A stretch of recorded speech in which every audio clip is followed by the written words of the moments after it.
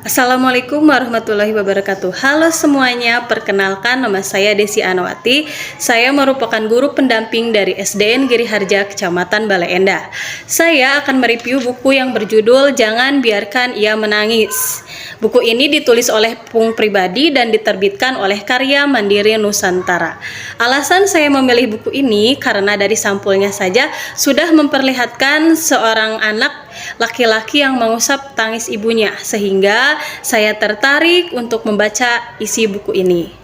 Teknik review yang saya gunakan adalah teknik fishbone. Ini dia.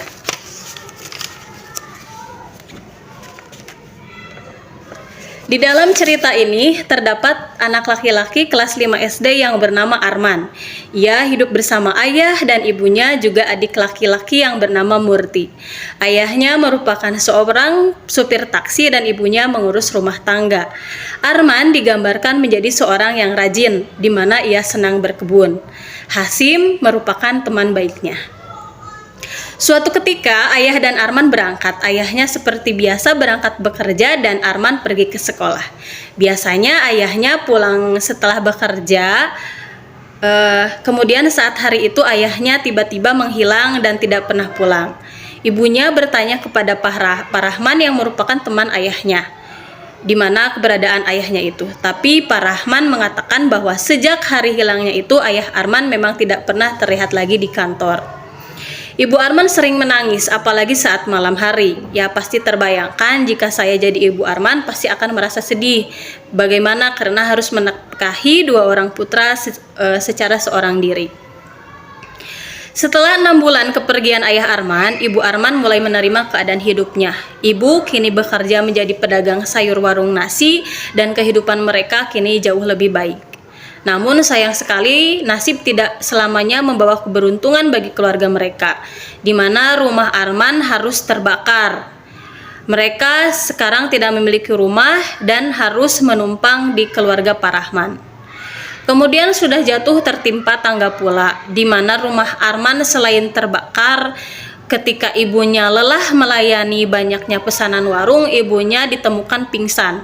Sehingga ibunya itu dibawa ke rumah sakit oleh Pak RT dan para tetangganya. Pak Rahman tidak mungkin menampung terus-menerus keluarga Arman, sehingga keluarga Arman memutuskan untuk kembali ke rumah mereka dan memperbaiki keadaan rumah mereka. Ibu Arman masih bekerja sebagai pedagang, namun karena semakin banyaknya kebutuhan, itu membuat Arman berinisiatif menjadi pengamen di bus kota. Arman merahasiakan pekerjaannya yang ia lakukan setelah pulang sekolah. Ia hanya Murti, adiknya, yang mengetahuinya.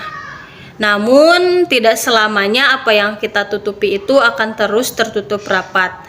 Begitupun dengan pekerjaan Arman, di mana lama-lama ibunya ini mengetahui pekerjaan Arman.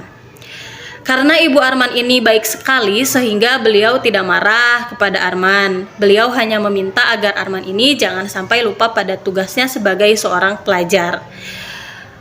Kemudian suatu ketika setelah pulang sekolah, Arman mengamen di bus kota. Baru saja ia akan bernyanyi, ia melihat seorang pria. Kemudian ternyata pria itu adalah ayahnya. Ia segera membicarakan peristiwa itu kepada ibunya. Ibunya adalah seorang yang sabar, sehingga ia meminta Arman untuk mengikhlaskan kepergian ayahnya.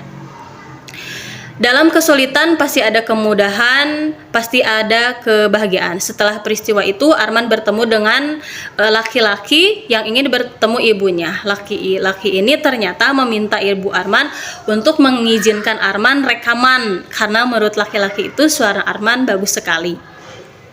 Arman, ibu, begitupun dengan Murti sangat bahagia, dan sejak saat itu Arman berjanji tidak akan membiarkan ibunya menangis dan akan membuat keluarganya bahagia. Hikmah dari buku ini mengajarkan kita bahwa setelah kesulitan pasti ada kemudahan. Jangan menyerah dan tetap semangat. Buku ini sangat cocok dibaca oleh siswa kelas rendah sampai ke umum, karena ukuran hurufnya cukup besar sehingga memudahkan untuk dibaca. Demikianlah review dari saya, mudah-mudahan bermanfaat. Salam literasi.